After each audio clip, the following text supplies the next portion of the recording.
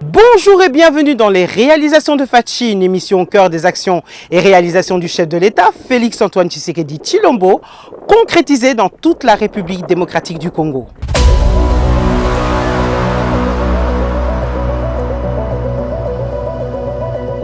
Près d'un an après notre dernier passage, notre équipe est de retour à Mbuji-Mayi, au cœur du Kasaï oriental, pour constater l'état d'avancement des grands chantiers qui sont la matérialisation concrète de la vision du président de la République, Félix Tshisekedi.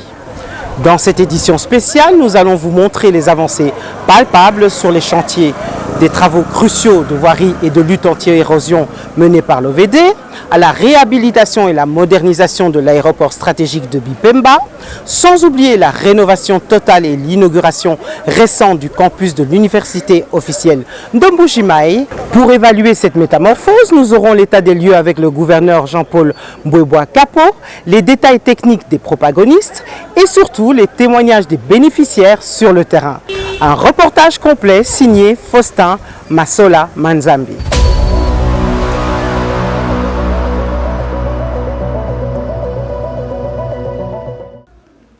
Le gouverneur, c'est d'abord un citoyen congolais, un membre du parti présidentiel, l'Union pour la démocratie et le progrès social, qui a joué beaucoup de rôles dans ce parti, qui a occupé aussi plusieurs fonctions de la cellule jusqu'à la fédération.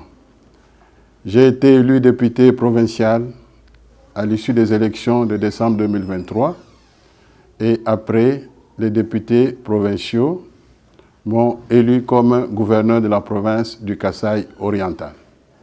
Et là, je suis autorité provinciale et je gère la province du Kasaï oriental. Donc je pense qu'il faut d'abord commencer par jeter les fleurs au président de la République, chef de l'État. C'est quelqu'un qui a réalisé des choses que les autres n'ont pas fait pendant plus de 50 ans. Donc, dans un temps record, le président Félix-Antoine Tshisekedi Tshilombo a réalisé beaucoup de choses sur l'ensemble du pays.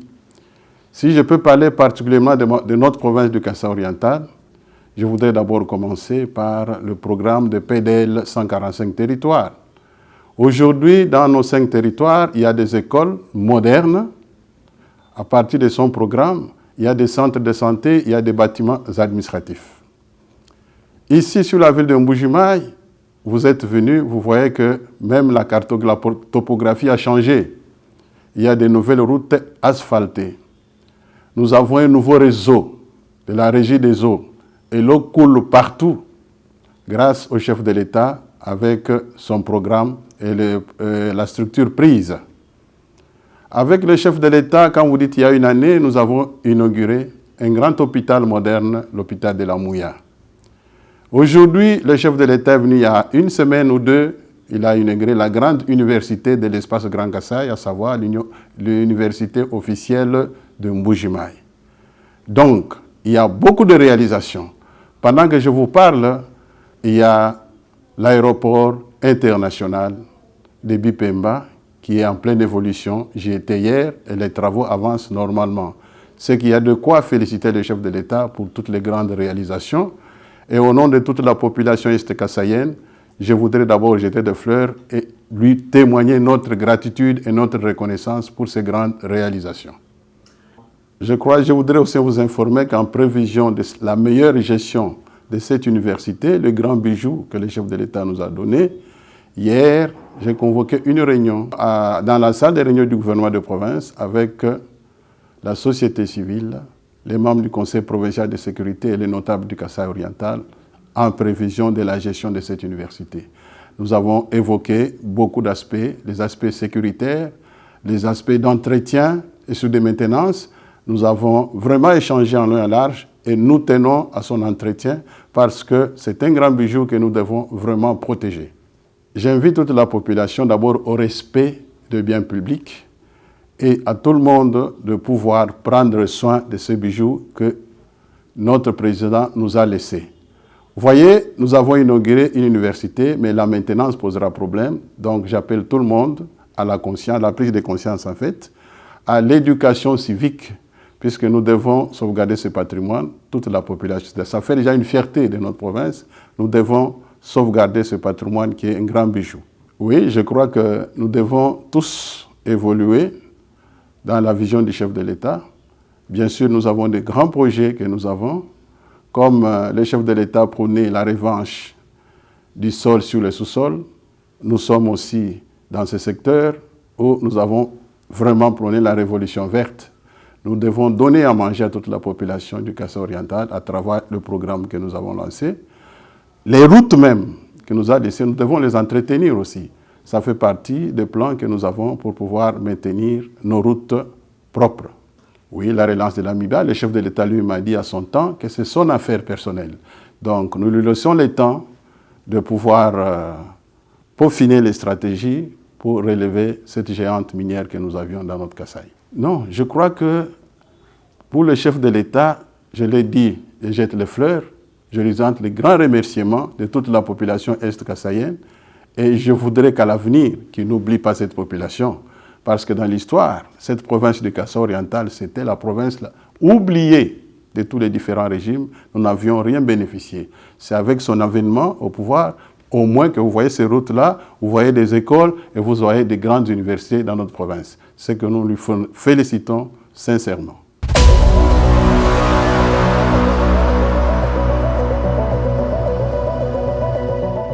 Je suis ingénieur Trésor Kachala, directeur provincial de l'Office des voiries et drainage Kasaï oriental. Madame, au Kasaï oriental, nous travaillons sur un programme autour de 100 km du premier quinquennat du chef de l'État. Donc 75 km de voirie sur la ville de Mbuji-Mayi, 25 sur les 5 territoires. Au bout de 5 ans, il faut dire que nous sommes pratiquement à 90% des taux d'exécution physique de ces travaux parce qu'il y a le projet 35 km qui est totalement achevé, où vous avez la grande avenue Kasavubu, vous avez des grandes avenues comme AGR d'Ipumba et les autres qui sont totalement terminées, éclairées. Nous avons le projet Tchilégelou, dont on parle tant. Le projet Tchilégelou est pratiquement à 85% exécuté sur la ville de Mbuji-Mayi. Je pense que d'ici décembre de cette année, ce projet sera livré. Il y a une autre phase d'éclairage qui est en train de venir, je pense déjà le mois prochain. On commence à poser les lampadaires sur toutes les artères du projet Tchilégelou. Donc Tchilégelou en Mbuji-Mayi, c'est effectif, c'est fait, ça sera livré. Il y a le projet 14 km avec l'entreprise JMC qui prend en charge certaines artères de la voirie de Mbuji-Mayi. Ce projet est en train de cheminer aussi. Nous espérons qu'au début de l'année prochaine, ce projet sera également livré. Dans les territoires, il y a le territoire de Miabi qui a déjà ses 8 km comme prévu. Il y a quelques petits soucis sur les 4 autres territoires. Nous y travaillons avec les autorités. Nous estimons que ça sera fait. Il y a au-delà de tous ces projets de voirie, des projets de lutte anti-érosive. Ici, nous sommes sur les sites érosifs Mbalawachitolo, appelé Monseigneur Kongolo, qui l'eût cru, 33 ans après, que nous puissions voir des véhicules rouler, enfin rouler sur cette artère. Ça date de 1992. Les premiers travaux ont commencé à l'époque du maréchal Mobutu avec l'entreprise Safrecas. Tous ces ouvrages étaient partis, plusieurs tentatives ont été faites. Et là, sous la volonté, le leadership de son Excellence, Monsieur le Président de la République, nous voilà enfin sur Monseigneur Kongolo. Le trafic est rétabli, les véhicules peuvent passer. Dans quelques jours, cette artère sera asphaltée, éclairée et sera remise dans les normes. 33 ans après. Madame, quand on parle de l'érosion Mbalawachitolo, tous ceux qui viennent en Mbuji-Mayi et tous les ingénieurs qui ont fait des études savent que c'est un cas d'école. 33 mètres de profondeur sur plus d'1 kilomètre de longueur, c'est un cratère. Ça a valu plus de 200 000 mètres cubes de remblai. Des collecteurs en béton armé. Nous avons un collecteur de 600 mètres totalement en béton armé, des sections 4x4. 4 mètres, c'est pratiquement une chambre. C'est ça la dimension des collecteurs que nous avons ici. Il y en a deux. Un deuxième qui est en maçonnerie de moellon, un collecteur de 2,50 m de section. Donc ces deux grands émissaires, comme on les appelle en jargon d'ingénierie, rassemblent les eaux qui proviennent de l'aéroport de Bipemba. Nous sommes là à plus de 5 km sur la colline et ces eaux sont drainées jusque sur la rivière Mouya. Donc c'est un chemin qui est fait. C'est pratiquement la refondation de la ville parce que cette ville construite de fait n'avait pas de réseau d'assainissement. Et ce réseau d'assainissement est en train d'être fait maintenant et sous ce mandat. Donc voilà le grand travail qui s'est fait. C'est à la fois la construction des routes, mais aussi la construction du réseau d'assainissement de la ville. Donc ces travaux sont en cours et avancent très bien.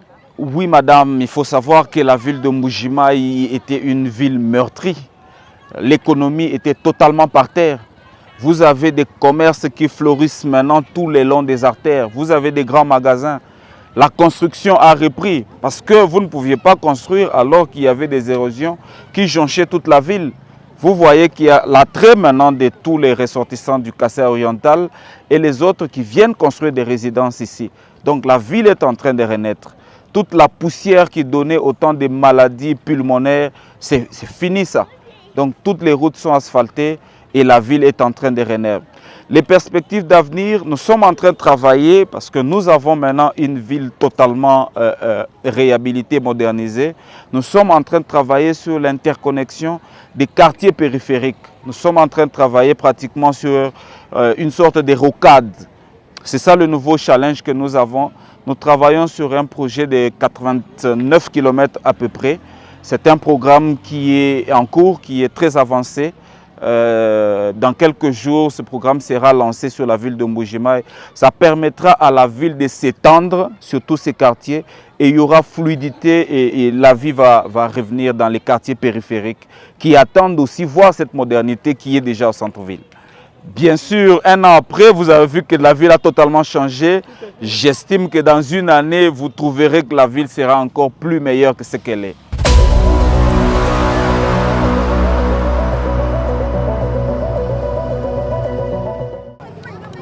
Je suis venu ici en l'année 82, que j'ai trouvé ce ravin ici. Lorsque j'avais vu ce ravin, moi j'avais dit que non. Même là au Katanga que je suis venu, je n'ai jamais vu un ravin comme ça. Il n'y avait pas de moyen de traverser, ce qui était de l'autre côté. Pour traverser ici, il faut faire beaucoup de gymnastique pour traverser. Mais aujourd'hui, ce que je viens de voir, avec notre chef de l'État, Fachi Beton, qui vient de travailler ces ravins, moi je pense c'est impossible de travailler cela. Mais comme on vient de travailler, en tout cas, félicitations au chef de l'État, nous le remercions sérieusement. Oui, il y a un grand changement. Parce que les gens, si vous voyez, tout le monde qui habite de ce côté ici, on est peut-être des gens délaissés, on peut vous prendre avec valeur. Mais pour le moment, nous avons retrouvé notre valeur. Oui, depuis Mobutu. Il a commencé avec, il y avait une maison ici. On parlait, je ne sais pas si c'est Mba, si c'est Mbalo, Chitolo, si c'est Yongi. C'est là où le ravin a commencé. Il y avait une maison qui s'était fondée ici. Et ça a commencé à avancer petit à petit. Mais le dernier année de 2000, 2005, 2003, c'était devenu maintenant très dangereux là. Ça a commencé maintenant à engloutir toutes les maisons ici.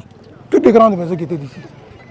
Et là, on a commencé à travailler. Même nous-mêmes, on doutait ce qu'ils vont faire cela. Parce que le temps de Mobutu, on a vu des entreprises qui venaient travailler ici. Ils travaillent demain, c'est le lendemain, ils arrivent. Ils arrivent à la fin. Même le temps de Kabila ici, et avec notre fameux gouverneur qui était là, il s'était donné quand même, mais sans suite. Mais sur ce temps ici du président Fachi, avec le directeur Kachara de l'OVD, que je le voyais chaque fois intervenir et parler à la télévision, et on a cru, et aujourd'hui, la route est revenue, on a construit, on a rechargé partout. On est très contents. Pour le chef de l'État, nous l'avons... Merci Fachi Beton. Que Zambie a Kulama a quoi Chamatu. C'est mon dernière parole que je voulais dire. C'est ce qu'il a fait pour nous.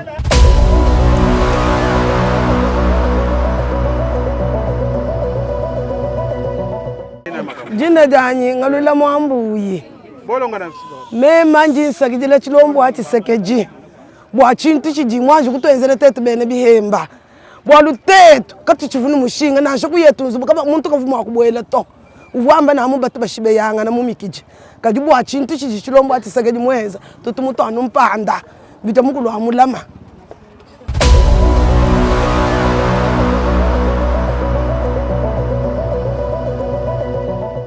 Merci. Comment on a Trésor Tchondo? Na kolipe na quartier.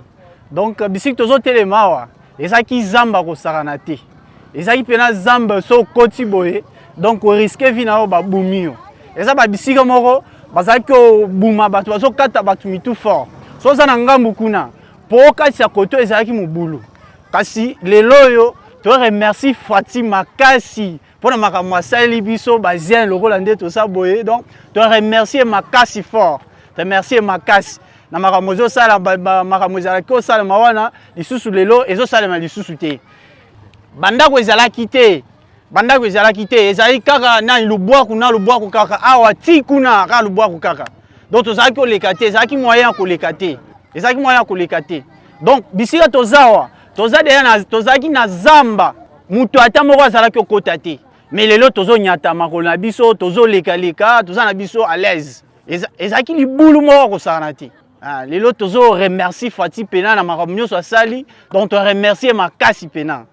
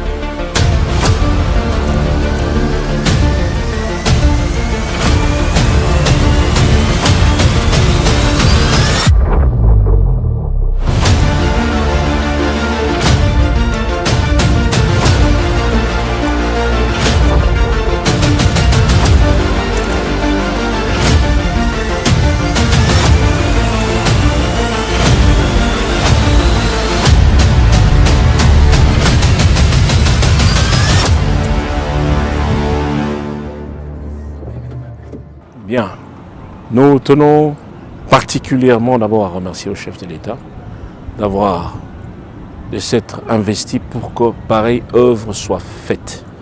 Mbuji-Mayi, comme je ne cesse de le dire à tout temps, qu'on a fait un saut de 50 ans dans l'histoire. Il reste encore beaucoup à faire, il reste encore à faire, et il faudrait assez que nous puissions, nous qui sommes sur place, c'est vrai, nous avons la volonté de le faire, mais on a besoin de l'impulse, on a besoin du boost qui vienne du dessus pour que vous puissiez prêter main forte à notre directeur général de façon à ce qu'il emmène tous les différents projets à terme.